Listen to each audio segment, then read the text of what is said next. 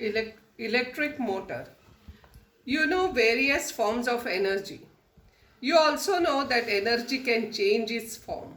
A device changing electrical energy into mechanical energy is known as electric motor.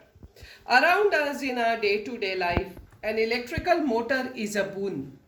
It is used in fans, refrigerators, mixers, washing machine, computers, pumps, etc. How does this motor work? The electrical motor consists of a rectangular loop of copper wire. This is the rectangular loop of copper wire having resistive coating as shown in the figure.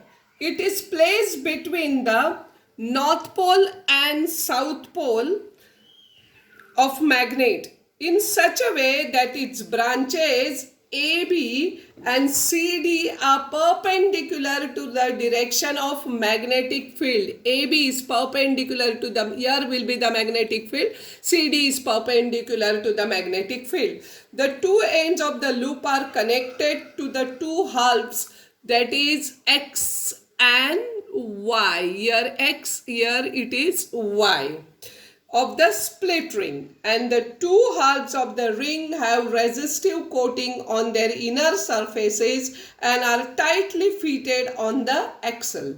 The two halves of the split ring, that is X and Y, have their outer conducting surfaces in contact with two stationary carbon brushes, that is E and F. X is in contact with E and Y is in contact with F.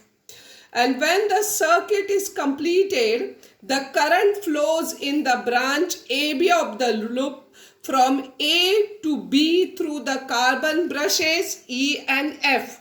Since the direction of the magnetic field is from North Pole to South Pole, according to the Fleming's left-hand rule, a force is exerted on the branch AB and pushes it down, and the current in the CD branch is in a opposite direction to that in the AB branch, and therefore a force is exerted on the branch CD in the upward direction. In AB the force is in the downward direction, in CD the force is in upward direction. Thus the loop and the axle start rotating in an anti-clockwise direction.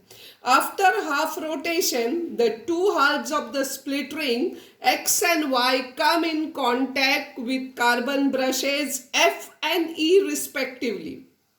Means X come contact with F and Y come contact with E, and the current in a loop starts flowing in the direction DCBA.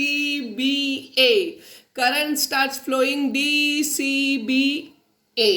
Therefore, a force is exerted on the branch DC in downwards direction and on the branch BA in the upward direction. Now it is changed, and the loop continues to rotate in the anti-clockwise direction.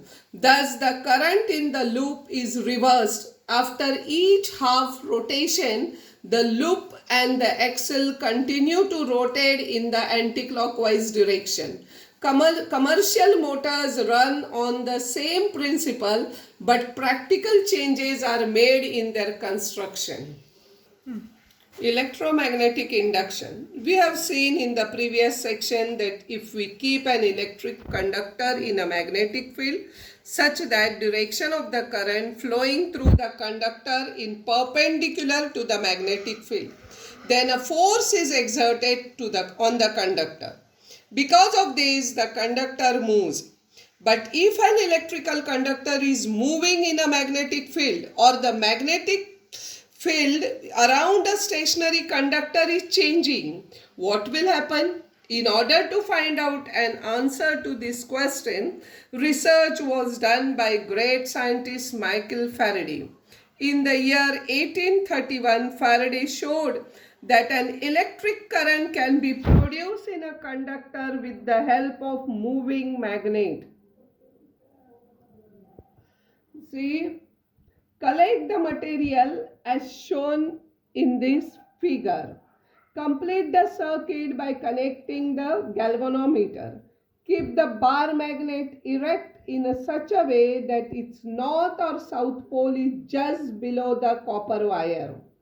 And now if the wire is kept moving from A to B, wire is kept moving from A to B, the pointer of the galvanometer gets deflected. This is called Faraday's electromagnetic induction. Now move the magnet with the wire fixed, the galvanometer pointer still get deflected. The galvanometer pointed get deflected here. Okay, now this also you have to try is complete the circuit as shown in the figure. Discuss about and select the components as required in this experiment. If we open the plug key and make the current 0 in the coil, when the plug key is open means the circuit is disconnected, the current is 0. When the key is closed means the circuit is completed and the current flows through the circuit. Children, you have to keep in mind. The pointer of the galvanometer, see when the plug, if we open the plug key and make the current 0 in the coil, the pointer of the galvanometer deflects to a side and quickly come back to 0. If the current in the coil is started again, the pointer again deflects to the other side and then returns quickly to 0. Now when the electric current is flowing through the solenoid coil and the solenoid coil is displaced with respect to the coil, the current is still produced in the coil.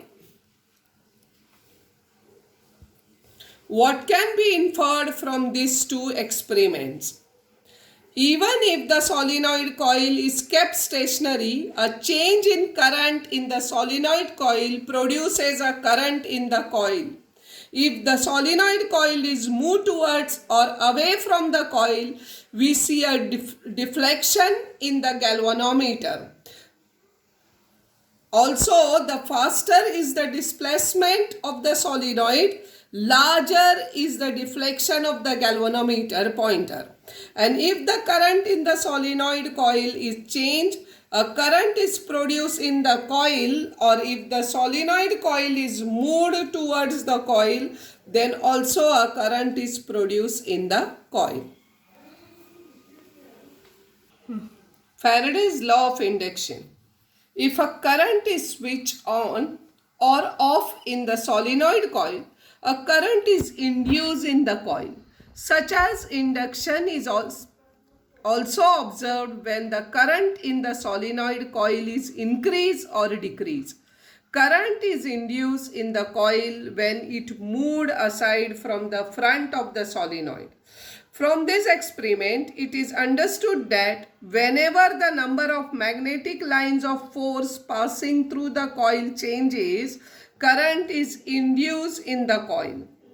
This is known as the Faraday's law of induction. The current produced in the coil is called induced current because of the change of the magnetic field or the magnetic force of lines.